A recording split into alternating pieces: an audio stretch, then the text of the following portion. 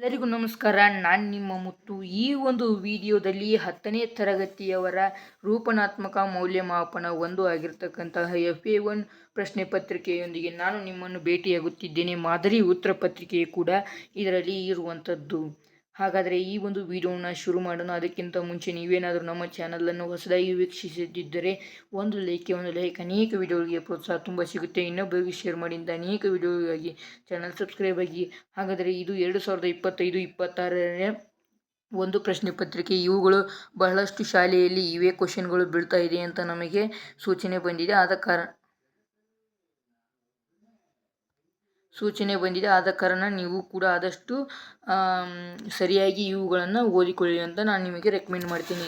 ಮೊದಲನೇದಾಗಿ ಏನು ಕೇಳಿದ್ದಾರಪ್ಪ ಅಂತಂದ್ರೆ, ಮೊದಲನೇ ಒಂದು ಮೇನ್ಯಾಗ ಬಹು ಆಯ್ಕೆ ಪ್ರಶ್ನೆಗಳನ್ನು ಕೇಳಿದ್ದರು. ಕನ್ನಡ ವರ್ಣಮಾಲೆಯಲ್ಲಿರುವ ಅನುನಾಸಿಕ ಅಕ್ಷರಗಳ ಸಂಖ್ಯೆ option A 2, option B 5, option C 6, option D 7. ಇಲ್ಲಿ ಸರಿಯಾದ ಉತ್ತರ ನೋಡೋದಾದರೆ ಉತ್ತರ ಆಪ್ಷನ್ ಬಿ 5 ಆಗಿರುವಂಥದ್ದು. ಸಾವಿತ್ರಿಯಲ್ಲಿ ಈ ಪದದಲ್ಲಿರುವ ವಿಭಕ್ತಿಯ ಹೆಸರನ್ನು ತಿಳಿಸಿ ಅಂತ ಹೇಳಿದ್ದಾರೆ. ಆದ ಕಾರಣ ಎ ದ್ವಿತೀಯ, ಬಿ ತೃತೀಯ, ಸಿ ಪಂಚಮಿ, ಡಿ ಸಪ್ತಮಿ ಅಂತ ಇರುವಂಥದ್ದು. ಸರಿಯಾದ ಉತ್ತರ ಇಲ್ಲಿ ಏನಾಗುತ್ತೆ ಅಂದ್ರೆ ಉತ್ತರ ಡಿ ಸಪ್ತಮಿ ಇಲ್ಲಿ ಆಗಿರುವಂಥದ್ದು. ನೆಕ್ಸ್ಟ್ ಒಂದು ಕ್ವಶನ್ ನೋಡೋದಾದರೆ, ಪೂಜಾರಿ ಪದವು ವ್ಯಾಕರಣಕ್ಕೆ ಸೇರಿದೆ. ಯಾವ ಒಂದು ವ್ಯಾಕರಣಕ್ಕೆ ಸೇರಿದೆ ಅಂದರೆ ಆಪ್ಷನ್ ಎ ರೂಢನಾಮ, ಆಪ್ಷನ್ ಬಿ ಅಂಕಿತನಾಮ, ಆಪ್ಷನ್ ಸಿ ಅನ್ವರ್ಥನಾಮ, ಆಪ್ಷನ್ ಡಿ ಸರ್ವನಾಮ. ಉತ್ತರ ಏನಪ್ಪ ಅಂತಂದರೆ ಆಪ್ಷನ್ ಸಿ ಅನ್ವರ್ಥನಾಮ ಆಗಿರುವಂಥದ್ದು. ನೆಕ್ಸ್ಟ್ ಒಂದು ಕ್ವಶನ್ಗಳನ್ನು ನೋಡೋಣ. ಇಲ್ಲಿ ಏನಪ್ಪ ಕೇಳಿದ್ದಾರೆ ಅಂತಂದರೆ, ಒಂದು ವಾಕ್ಯದಲ್ಲಿ ಉತ್ತರಿಸಿ ಅಂತ ಹೇಳಿದರು. ಅದಕ್ಕೋಸ್ಕರ ಒಂದು ವಾಕ್ಯದಲ್ಲಿ ಹೇಳೋದಾದರೆ ಇದಕ್ಕೆ 3 ಮಾರ್ಕಸ್ಗಳು ಇರುವಂಥದ್ದು. ಎಣ್ಣೆ ತುಪ್ಪದ ಮಿಶ್ರಣ ಬೇಡವೆಂದು ಹೇಳಿದವರು ಯಾರಾಗ್ಯಾರಪ್ಪ ಅಂತಂದ್ರೆ ಕವಿ ನಯಸೇನನು ಎಣ್ಣೆ ತುಪ್ಪದ ಮಿಶ್ರಣ ಬೇಡವೆಂದು ಹೇಳಿದನು. ನೆಕ್ಸ್ಟ್ ಒಂದು ಕ್ವಶನ್, ಹಕ್ಕಿಯು ಯಾವುದರ ಸಂಕೇತವಾಗಿದೆ? ಹಕ್ಕಿಯು ಕಾಲಪಕ್ಷಿಯ ಸಂಕೇತವಾಗಿದೆ. ಒಡೆಯನ ಅಂಗಳದಲ್ಲಿ ಮಾವಿನ ಮರಗಳು ಹೇಗೆ ನಿಂತಿವೆ? ಒಡೆಯನ ಅಂಗಳದಲ್ಲಿ ಮಾವಿನ ಮರಗಳು ಮೈದುಂಬಿ ನಿಂತಿವೆ ಅಂತ ಇರುವಂಥದ್ದು. ನೆಕ್ಸ್ಟ್ ಕ್ವಶನ್ಗಳನ್ನು ನೋಡಿದರೆ 3-4 ವಾಕ್ಯಗಳಲ್ಲಿ ಕೇಳಿದ್ರು. ಉತ್ತರ ನೋಡೋಣ. ಉತ್ತರ ಮತ್ತು ಪ್ರಶ್ನೆಗಳನ್ನು ಎರಡು ನೋಡೋಣ. ಇಲ್ಲಿ ಏನಪ್ಪ ಕೇಳಿದ್ದಾರೆ ಅಂತಂದರೆ, ಶಾನುಭೋಗರು ಮೂರ್ಛೆಯಲ್ಲಿದ್ದಾಗ ನಡೆದ ಘಟನೆಗಳನ್ನು ವಿವರಿಸಿ ಅಂತ ಕೇಳಿದ್ದಾರೆ. ಇಲ್ಲಿ ನೋಡಿ, ಮೂರ್ಛೆಯಲ್ಲಿದ್ದಾಗ ನಡೆದ ಘಟನೆಗಳು. ಶಾನುಭೋಗರು ಮೂರ್ಛೆಯಲ್ಲಿದ್ದಾಗ ನಡೆದಿದ್ದು ಇಷ್ಟು: ಚಿಕ್ಕನಾಯಕನಹಳ್ಳಿ ತೆಂಗಿನಕಾಯಿ ತುಂಬಿಕೊಂಡು ಹೋಗಿದ್ದ ಕೆಲವು ರೈತರ ಗಾಡಿಯು ಎತ್ತುಗಳು ಮುಂದೆ ಹೋಗದೆ ಕಣಿ ಹಾಕಿಕೊಂಡು ನಿಂತವು. ಅದೇ ವೇಳೆಗೆ ಎದೆ ನಡುಗುವಂತೆ ಹುಲಿಯ ಗರ್ಜನೆ ಕೇಳಿಸಿತು. ಎತ್ತುಗಳ ಗಂಟೆಯ ಸದ್ದನ್ನು ರೈತರ ಮಾತನ್ನು ಕೇಳಿದ ಹುಲಿಯು ನಿರಾಶೆಯಿಂದ ಕೋಪದಿಂದ ಗರ್ಜಿಸಿ ಪಲಾಯನ ಮಾಡಿತು. ಅನಂತರ ರೈತರು ತಮ್ಮಲ್ಲಿದ್ದ ಕೋಬೆಯಿಂದ ಒಂದೆರಡು ತೋಟ ಹಾರಿಸಿ ಕೈಲಾದಷ್ಟು ಗಲಭೆ ಮಾಡುತ್ತಾ ತೆಂಗಿನ ಗರಿಯ ಪಂಜನ್ನು ಹೊತ್ತಿಸಿಕೊಂಡು ಜಾಗರೂಕತೆಯಿಂದ ಮುಂದೆ ಬಂದರು. ಮೂರ್ಛೆಯಲ್ಲಿ ಬಿದ್ದಿದ್ದ ಶಾನುಭೋಗರನ್ನು ಕಂಡು ಮುಖದ ಮೇಲೆ ನೀರೆರಚಿ ಎಚ್ಚರಿಸಿದರು ಅಂತ ಇರುವಂಥದ್ದು. ಹಾಗಾದರೆ 8ನೇ ಪ್ರಶ್ನೆ ನೋಡೋದಾದರೆ ಕಾಡು ಮೇಡುಗಳಿಗೆ ಹೇಗೆ ಮುಟ್ಟಬೇಕಾಗಿದೆ ಎಂಬುದು ಶಿವರುದ್ರಪ್ಪನವರ ಅಭಿಪ್ರಾಯವಾಗಿದೆ ಅಂತ ಇರುವಂಥದ್ದು. ಉತ್ತರ ನೋಡೋದಾದರೆ, ನಾವು ಅಭಿವೃದ್ಧಿಯ ನೆಪದಲ್ಲಿ ಮಾಡುತ್ತಿರುವ ಪರಿಸರ ಮಾಲಿನ್ಯದಿಂದಾಗಿ ಕಲುಷಿತಗೊಂಡಿರುವ ಈ ನೆಲದ ನೀರಿನ ಮೂಲಗಳಾದ ಕೆರೆಗಳ, ನದಿಗಳ ಕೊಳೆ ನೀರು ಕೊಚ್ಚಿ ಹೋಗುವಂತಹ ಮುಂಗಾರಿನ ಮಳೆಯಂತಾಗುವ ಮೂಲಕ ಪರಿಸರ ಸಂರಕ್ಷಣೆ ಮಾಡುವ ಸಂಕಲ್ಪವನ್ನು ಮಾಡಬೇಕು. ಅಭಿವೃದ್ಧಿಯ ನೆಪದಲ್ಲಿ ಮಾಡುತ್ತಿರುವ ಅರಣ್ಯನಾಶದಿಂದ ಬರಡಾಗಿರುವ ಕಾಡು ಮೇಡುಗಳನ್ನು ಹಚ್ಚು ಹಸಿರಿನಿಂದ ಕಂಗೊಳಿಸಿ ಸಮೃದ್ಧವಾಗುವಂತೆ ಮಾಡಲು ನಾವು ವಸಂತ ಕಾಲದಂತೆ ವನ ಸಂರಕ್ಷಣೆ ಮಾಡುವ ಸಂಕಲ್ಪವನ್ನು ಮಾಡಬೇಕು. ಹೀಗೆ ನಾವು ಮುಂಗಾರಿನ ಮಳೆಯಂತೆ ಬರಡಾಗಿರುವ ಕಾಡು ಮೇಡುಗಳಿಗೆ ವಸಂತ ಕಾಲವಾಗಿ ಮುಟ್ಟಬೇಕಾಗಿದೆ ಎಂಬುದು ಶಿವರುದ್ರಪ್ಪನವರ ಅಭಿಪ್ರಾಯವಾಗಿದೆ. ನೆಕ್ಸ್ಟ್ ಕ್ವಶನ್ ಏನು ಕೇಳಿದ್ದಾರಪ್ಪ ಅಂತಂದರೆ, ಇಲ್ಲಿ ಲೇಖಕರ ಪರಿಚಯವನ್ನು ಕೇಳಿದ್ದಾರೆ. ಇದರಲ್ಲಿ 2 ಅಂಕಗಳು ನಮಗೆ ದೊರೆಯುವಂಥದ್ದು ಇಲ್ಲಿದೆ ನೋಡಿ. 2 ಅಂಕಗಳು ನಮಗೆ ದೊರೆಯುವಂಥದ್ದು ಯಾರ್ದಪ್ಪ ಅಂತಂದರೆ ಎಂ ಮರಿಯಪ್ಪ ಭಟ್ ಅವರದು. ಶ್ರೀ ಮುಂಗ್ಲಿಮಣಿ ಮರಿಯಪ್ಪ ಭಟ್ ಅವರು ಕ್ರಿಸ್ತಶಕ 1906ರಲ್ಲಿ ದಕ್ಷಿಣ ಕನ್ನಡ ಜಿಲ್ಲೆಯ ಪುತ್ತೂರು ತಾಲೂಕಿನ ಕ.ಬ.ಕ ಗ್ರಾಮದಲ್ಲಿ ಜನಿಸಿದರು. ಇಲ್ಲಿ ಸರಿಯಾಗಿ ನೋಡಿರಿ, ಕ್ರಿಸ್ತಶಕ ಕೃಷ್ಣ ಶಕ ಅಂದರೆ ಇನ್ನು ಯೇಸು ಕ್ರಿಸ್ತ ಇದ್ದ ಶಕ ಅಂತ ಇರುವಂಥದ್ದು. ಅದು ಸಾಮಾನ್ಯ ಶಕ ಅಲ್ಲ, ಕ್ರಿಸ್ತ ಶಕ ಅಂತ ಇರುವಂಥದ್ದು. ಹಾಗಾದರೆ ಇವರು ಅಲ್ಲಿ ಜನಿಸಿದರು. ಎಲ್ಲಿಪ್ಪ ಅಂದರೆ ಜಿಲ್ಲೆಯ ದಕ್ಷಿಣ ಕನ್ನಡ ಜಿಲ್ಲೆಯ ಪುತ್ತೂರು ತಾಲೂಕಿನ ಕಬಕಲ್ಲಿ ಗ್ರಾಮದಲ್ಲಿ ಜನಿಸಿದರು.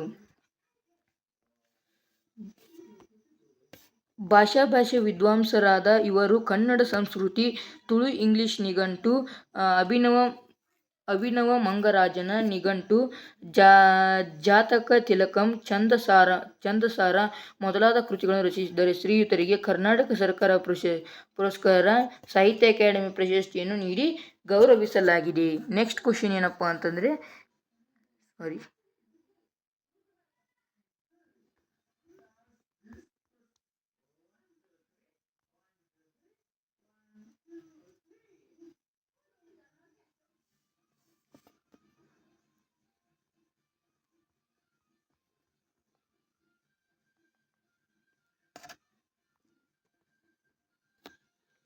ಕೊಟ್ಟಿರುವ ಗಾದೆಗಳಿಗೆ ಯಾವುದಾದ್ರೂ ಒಂದನ್ನು ವಿಸ್ತರಿಸಿ ಬರಿ ಅಂತ ಹೇಳಿದ್ದಾರೆ.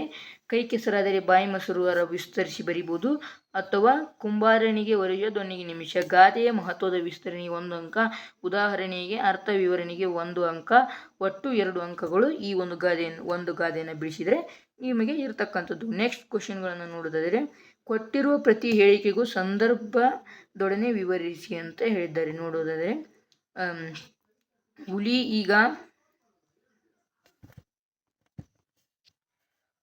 ಹುಲಿ ಈಗ ಎಷ್ಟು ಹಸಿದಿರಬೇಕು? ಆಯ್ಕೆ. ಈ ವಾಕ್ಯವನ್ನು ಶ್ರೀ ಎ. ಎನ್. ಮೂರ್ತಿರಾವ್ ಅವರು ರಚಿಸಿದ ಸಮಗ್ರ ಲಲಿತ ಪ್ರಬಂಧಗಳು ಕೃತಿಯಿಂದ ಆಯ್ದು ವ್ಯಾಘ್ರಗೀತೆ ಎಂಬ ಗದ್ಯ ಭಾಗದಿಂದ ಆರಿಸಿಕೊಳ್ಳಲಾಗಿದೆ. ಸಂದರ್ಭ: ಶಾನುಭೋಗರು ಮದಲಿಂಗನ ಕಣಿವೆಯ ದಾರಿಯಲ್ಲಿ ಹುಲಿಯ ಆಕ್ರಮಣದಿಂದ ತಪ್ಪಿಸಿಕೊಂಡು ಜೀವಸಹಿತ ಮನೆಗೆ ಬಂದು ರಸದೂಟವನ್ನು ಮಾಡುವ ಸಂದರ್ಭದಲ್ಲಿ ಈ ಮಾತನ್ನು ಹೇಳಿದ್ದಾರೆ. ಇಲ್ಲಿ ಸ್ವಾರಸ್ಯ ನೋಡುವುದಾದರೆ, ನಾನು ಇಲ್ಲಿ ಹುಲಿಯಿಂದ ತಪ್ಪಿಸಿಕೊಂಡು ಬಂದು ರಸದೂಟವನ್ನು ಮಾಡುತ್ತಿದ್ದೇನೆ. ಆದರೆ ನನ್ನನ್ನು ಕೊಲ್ಲಲು ಬಂದ ಹುಲಿಯ ಕೊಲ್ಲಲಾಗದೆ ಹಸಿವಿನಿಂದ ಬಳಲುತ್ತಿರಬಹುದು ಎಂದು ಶಾನುಭೋಗರು ನೆನೆಯುವುದು ಶಾನುಭೋಗರಿಗೆ ಹುಲಿಯ ಮೇಲಿದ್ದ ಕರುಣೆಗೆ ಸಾಕ್ಷಿಯಾಗಿದೆ. ಇಲ್ಲಿರುವುದೇ ಸ್ವಾರಸ್ಯ. ನೆಕ್ಸ್ಟ್ ಒಂದು ಇದು ನೋಡೋದಾದರೆ ಏನಪ್ಪ ಅಂತಂದರೆ, ಕೊಟ್ಟಿರುವ ಪದ್ಯ ಭಾಗವನ್ನು ಪೂರ್ಣಗೊಳಿಸಿ ಅಂತ ಹೇಳಿದ್ದಾರೆ.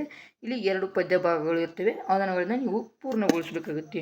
ಫಸ್ಟ್ ಒನ್ ಇಲ್ಲಿದೆ ನೋಡಿ, ಮೇಲಿಂದು, ಇದನ್ನು ನೀವು ಪೂರ್ಣಗೊಳಿಸಬೇಕು. ಸೆಕೆಂಡ್ ಒನ್ ಇಲ್ಲಿದೆ ನೋಡಿ, ಇದನ್ನು ನೀವು ಇವೆರಡನ್ನು ಪೂರ್ಣಗೊಳಿಸಬೇಕು. ನೆಕ್ಸ್ಟ್ ಕ್ವಶನ್ ನೋಡೋದಾದರೆ, ಕೊಟ್ಟಿರುವ ಪದ್ಯದ ಸಾರಾಂಶವನ್ನು ನಿಮ್ಮ ಮಾತುಗಳಲ್ಲಿ ಬರೆಯಿರಿ ಅಂತ ಹೇಳಿದ್ದಾರೆ. ಸಾರಾಂಶ ಪದ್ಯ ಏನಪ್ಪ ಅಂತಂದರೆ ಇಲ್ಲಿದೆ ನಿಮ್ಮ ಕಣ್ಣ ಮುಂದೆ. ಹಾಗಾದರೆ ಸಾರಾಂಶವನ್ನು ನೋಡ್ತಾ ತಿಳಿತಾ ಹೋಗೋಣ. ಕವಿ ಜಿ. ಎಸ್. ಶಿವರುದ್ರಪ್ಪ ಅವರು ಮಾನವ ತನ್ನ ಜೀವನದಲ್ಲಿ ಎಷ್ಟೇ ಅಡ್ಡಿ ಆತಂಕಗಳು ಎದುರಾದರೂ ಧನಾತ್ಮಕ ಮನೋಭಾವನೆಯಿಂದ ಹಾಗೂ ದೃಢ ಸಂಕಲ್ಪದಿಂದ ಕಾರ್ಯಶೀಲನಾದರೆ ಅಸಾಧ್ಯವಾದದ್ದು ಯಾವುದೂ ಇಲ್ಲ ಎಂಬುದನ್ನು ಅವರ ಎದೆ ತುಂಬಿ ಹಾಡಿದೆನು. ಕವನ ಸಂಕಲನದಿಂದ ಆಯ್ದು ಸಂಕಲ್ಪ ಗೀತೆ ಎಂಬ ಪದ್ಯದಲ್ಲಿ ಬಹಳ ಸರಳವಾಗಿ ಸುಂದರವಾಗಿ ಅಭಿವ್ಯಕ್ತಿಸಿದ್ದಾರೆ. ಹಿಂದೂ, ಇಸ್ಲಾಂ, ಕ್ರೈಸ್ತ, ಬೌದ್ಧ, ಜೈನ ಮುಂತಾದ ಎಲ್ಲ ಮತ ಧರ್ಮ ಗ್ರಂಥಗಳು ಸಕಲ ಜೀವರಾಶಿಗಳು ಬದುಕಿಗೆ ಸರಾದರಿ ತೋರುವಂತಹ ಶ್ರೇಷ್ಠ ದಾರಿ ದೀವಿಗೆಗಳಾಗಿ. ಈ ನಂಬಿಕೆಯಿಂದ ಈಗ ಜಾಗರೂಕರಾಗಿ ಬದುಕು ನಡೆಸೋಣ. ಒಬ್ಬರು ಇಬ್ಬರನ್ನು ಭಯ ಸಂಶಯಗಳಿಂದ ನೋಡುತ್ತಾ ಸೊರಗಿರುವ ಕಣ್ಣುಗಳಲ್ಲಿ ಸುಖ ಸಮೃದ್ಧಿಯ ಸವಿಗನಸನ್ನು ಬಿತ್ತುತ್ತಾ ಬದುಕು ಸಾಗಿಸುವ ಸಂಕಲ್ಪದ ಬೀಜವನ್ನು ಎಲ್ಲರ ಮನದಲ್ಲಿ ಬಿತ್ತೋಣ ಎಂದು ಕವಿ ಹೇಳುತ್ತಾರೆ. ಒಟ್ಟಾರೆ ಪ್ರೀತಿ ಪ್ರೇಮ ಪೂರಿತವಾದ ಸ್ವಚ್ಛತೆಯಿಂದ ಕೂಡಿದ ಹೊಸ ಭರವಸೆಗಳಿಂದ ಸರ್ವ ಸಮಾನತೆಯುಳ್ಳ ಶಾಂತಿ ಮತ್ತು ಸಮೃದ್ಧವಾದ ಭವಿಷ್ಯದ ಸಮಾಜ ನಿರ್ಮಾಣಕ್ಕೆ ಸಂಕಲ್ಪ ತೋಡಲು ಕರೆ ಕೊಟ್ಟಿದ್ದಾರೆ. ಶಾಂತಿ ಮತ್ತು ಸೌಹಾರ್ದತೆಯಿಂದ ಬಾಳಬೇಕೆಂದು ಪ್ರಸ್ತುತ ಪದ್ಯದ ಮೌಲ್ಯಯುತ ಸಂದೇಶವಾಗಿದೆ. ಇದಿಷ್ಟು ನಿಮಗೆ SLC FA1 ಎಕ್ಸಾಮ್ಗೆ ಇರುವಂಥದ್ದು. ಹಾಗಾದರೆ ಇಲ್ಲಿವರೆಗೂ ಈ ಒಂದು ವಿಡಿಯೋನ ನನ್ನ ಜೊತೆ ನೋಡ್ತಾ ತಿಳಿತಾ ಬಂದಿದ್ದೀರಿ. ಹಾಗಾದರೆ ಈ ಒಂದು ಮಾಹಿತಿ ಇಷ್ಟವಾದರೆ ಒಂದು ಲೈಕ್ ಅನೇಕ ವಿಡಿಯೋಗೆ ಪ್ರೋತ್ಸಾಹ ತುಂಬ ಸಿಗುತ್ತೆ. ಇನ್ನೊಬ್ಬರಿಗೆ ಶೇರ್ ಮಾಡಿ ಅಂತ ಅನೇಕ ವಿಡಿಯೋಗಳಿಗೆ ಚಾನಲ್ ಸಬ್ಸ್ಕ್ರೈಬ್ ಬೇಕಾದರೆ ಮುಂದಿನ ಒಂದು ವಿಡಿಯೋದಲ್ಲಿ ಮುಂದಿನ ಸಬ್ಜೆಕ್ಟ್ FA1 ಪರೀಕ್ಷೆಯನ್ನು ನಾನು ನಿಮ್ಮೊಂದಿಗೆ ಭೇಟಿ ಆಗ್ತೀನಿ. ಅಲ್ಲಿವರೆಗೂ ಟಾಟಾ, ಬಾಯ್ ಬಾಯ್, ಟೇಕ್ ಕೇರ್.